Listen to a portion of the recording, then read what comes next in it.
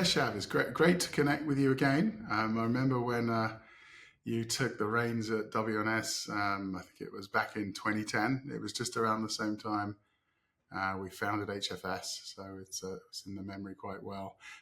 Did you expect to be leading an AI-centric business services company back then? I mean, has our industry really changed that much?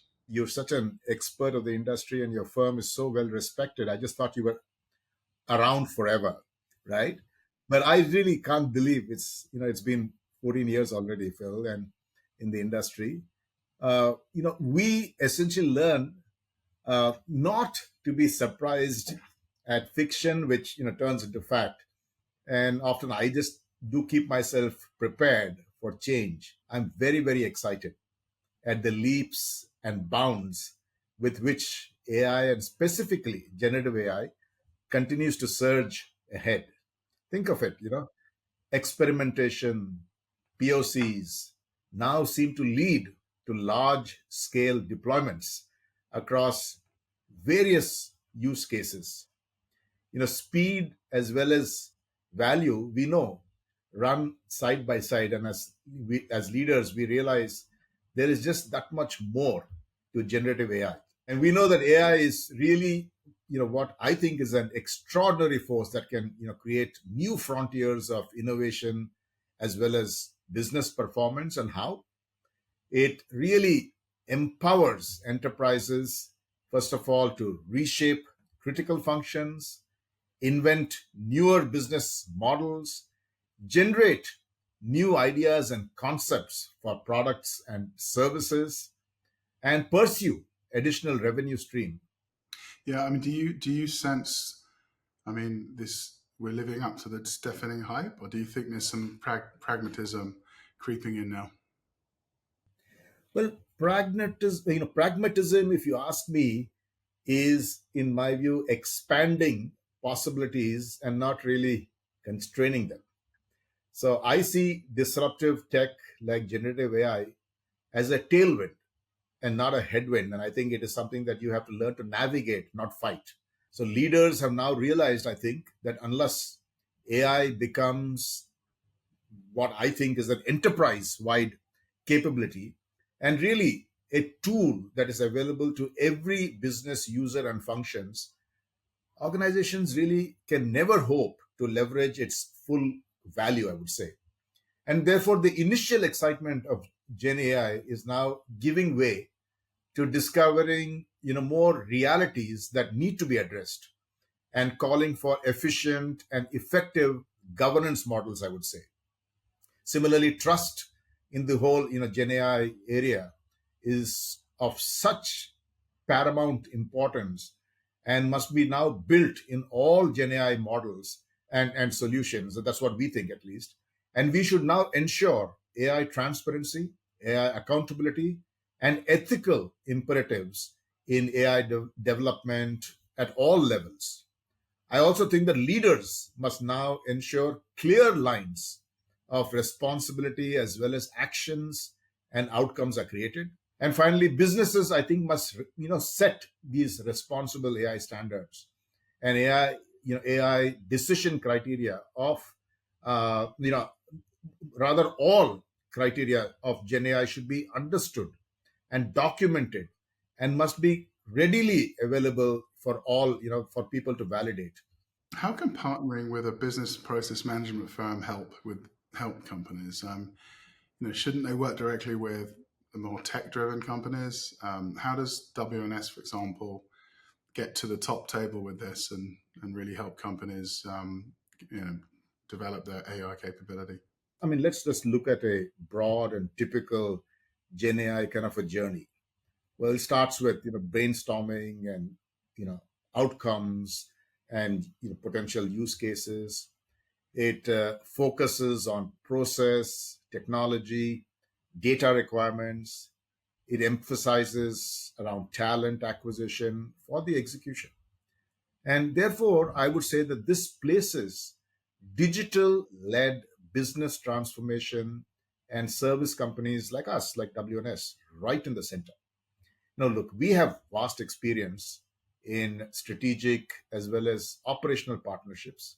And additionally, we have a diverse portfolio of use cases. And we skillfully, I would say, mesh process, technology, as well as data. And our talent repository across functions, technologies, as well as domains is available on demand and on tap. And I would say that human behind the wheel will continue to remain important for the long term too, as well, Phil. So, what are like WNS's roles as well as initiatives and all of this? First and foremost, I would say continuous and strategic investments have now enhanced our expertise in domains, advanced analytics, and all cutting edge technologies, particularly GenAI. We have a really robust pipeline of use cases as well as digital assets with GenAI capabilities. We have successfully deployed customized solutions integrating GenAI across various service offerings as well as verticals. I think we have developed very robust frameworks for data security, compliance, as well as privacy, while promoting transparency, explainability, as well as mitigating bias, I would say. And similarly, WNS combines human intelligence with AI to drive real business outcomes for clients that go beyond simple cost reduction, driving top line growth, improving customer retention, and really enhancing the quality of service. We keep forgetting we're only 18 months into this. It's still pretty early days. Where are you finding early successes with your clients? Like, where are you finding that they can get past some of these pilot projects and actually get into some production?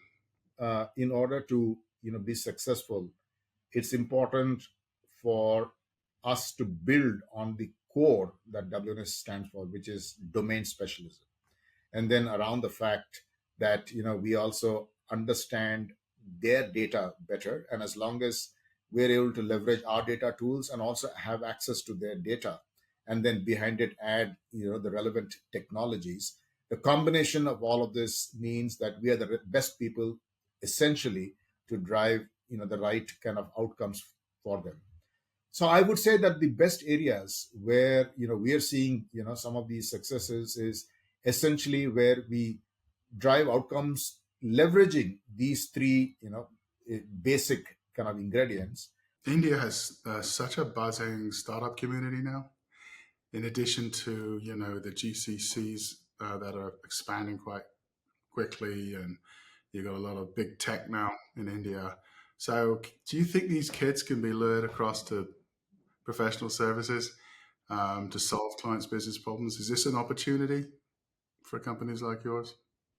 Very interesting, Phil. So this just a few hours ago, I was at a NASCOM executive council meeting where the deep tech team was presenting the opportunity of deep tech, as well as how deep tech from India can actually help transform businesses across the globe, and of course the opportunity as well as the problems, because with some of these businesses, particularly deep tech, they need humongous loads of money right, in order to keep investing in order to be relevant.